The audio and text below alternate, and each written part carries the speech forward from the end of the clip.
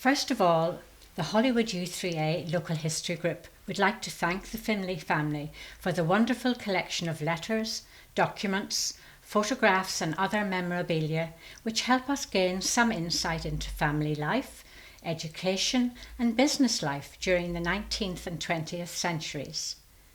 We wanted to focus on the factory in Belfast, but we have been able to make only very limited contact with descendants of any of the workers from Finlay Soap Works. Therefore, it was decided to dramatise an introductory meeting which might have taken place between a young apprentice, who we will call Cecil, and a forewoman in the Belfast factory. This docudrama is loosely based on a forewoman called Letitia, and she was recorded in the 1901 census as working in Finlay's, living on the Shankill Road in Belfast, and a member of a Presbyterian church. We have also been able to glean information from diaries and letters which were written by young Archie Finlay in the late 19th and early 20th century. Well, I don't actually live in Hollywood. I'm staying with my aunt. She said Mr. Finlay's giving me a job here as an apprentice. Well, Mr. Finlay told me to expect you. It's good to see you in here before 8 o'clock this morning. I hope it's a good habit that you'll keep up every morning. And remember, we just work 6 days a week. We are able to rest and go to church on Sundays. I'm a bit nervous about working. I hope I'm able to do all the work. Oh, don't worry. I've been asked by Mr. Finlay to tell you about the factory and what we expect of you. But first tell me why you want to work here. My dad's a farmer in Balmoney, just outside Balmoney, but he doesn't need me on the farm. You see, I have 6 brothers and 3 sisters. My aunt, who lives in Holywood, told me that Mr. Finlay runs a good business in Belfast. They go to the same church, High Street Presbyterian Church. He told her that he pays good wages to good workers, and I don't mind working hard. Good lad, you're the sort of young fellow we need. But first, let me tell you about the factory. It was started by Mr. Alexander Finlay in 1798. Now, there have been 4 Mr. Alexander Finlays who've been very important to the firm. The first one was just 29 years old when he started this business. It was as soap boilers in Hanover Quay. He started it in 1798, the same year as the rising of the United Irishmen. Like many of us Presbyterians, Mr. Finlay was a strong supporter of the United Irishmen, which didn't help the family fortunes, but he was a good businessman.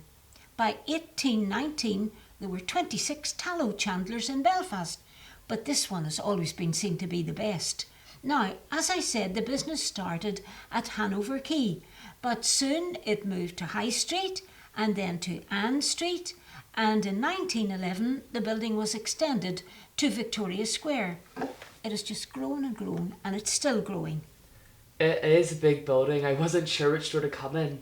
I think Mr. Finlay is very brave for starting a business all by himself. What about the other Mr. Finlays? You said there were 3 others? Yes, indeed. Mr. Alexander, who's now the chairman, is the 4th Mr. Finlay in the business.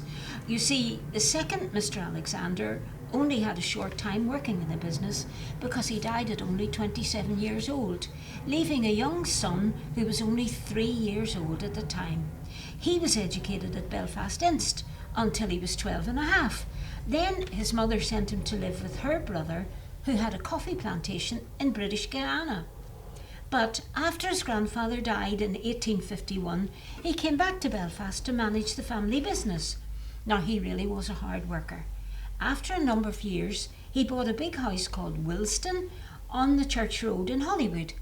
He died just a couple of years ago, and we were all amazed to hear that in his will, Mr. Alexander had left sums of up to £200 each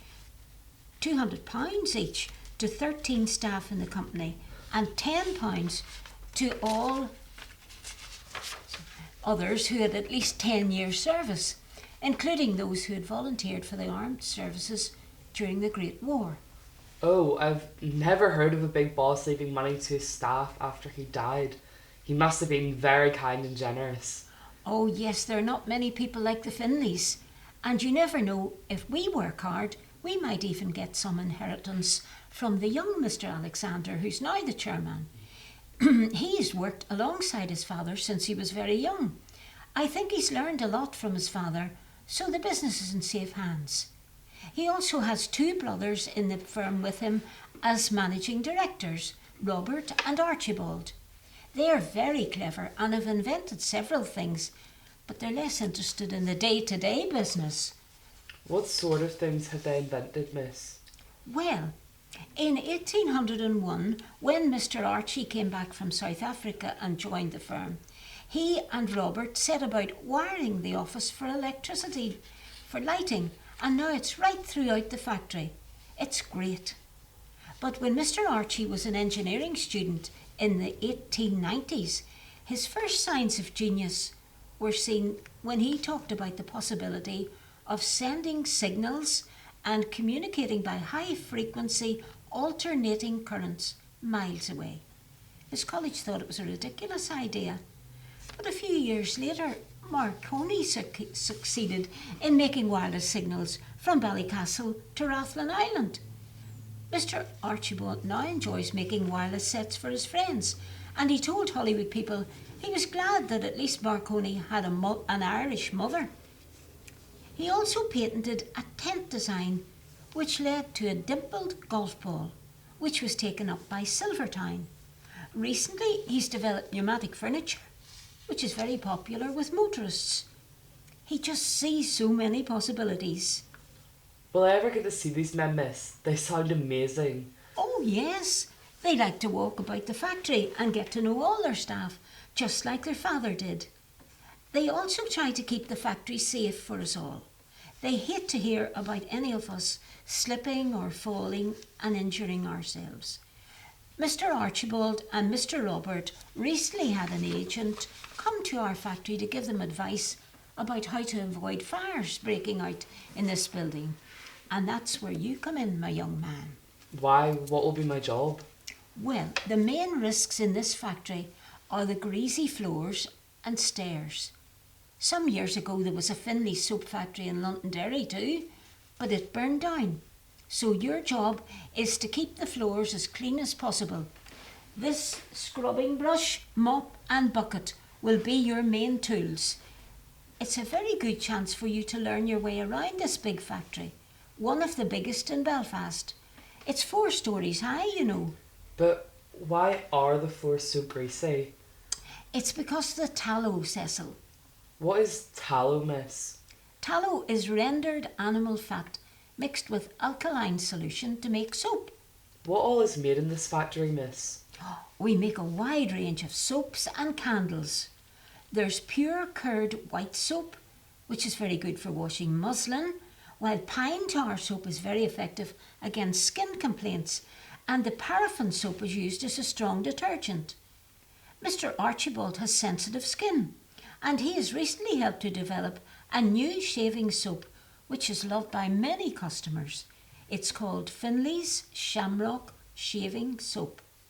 He was delighted when Malcolm Campbell, the Speed King, said, "Congratulations on producing what I consider the best shaving soap." Then we also make candles for use in people's homes, but we used to make a special kind of candle for Harland and Wolff. They were used by the men working inside ships' hulls before electric light became available. Some of the biggest ships in the world were built here in Belfast, with some help from the Finleys. I think it's great that Malcolm Campbell uses the shaving soap from this factory. I think he is the best. Now, miss, I don't like to ask you this, but my dad told me to ask you what my wages will be. Well, Mr. Alexander has all his apprentices starting at 8 shillings a week. But you can work your way up in this firm. You might be like Mr. John Burnside, who started on the floors just like you in 1872. And he's now the chief traveller for our firm, and he lives in a big house called Richmond, just outside Holywood. Last year, to mark his 50 years service with the firm, he was made an honorary fellow of the Institute of Certificated Grocers. I'll try my hardest, miss. Mr. Archibald has a motto, Cecil. He says, "If you know better, do better."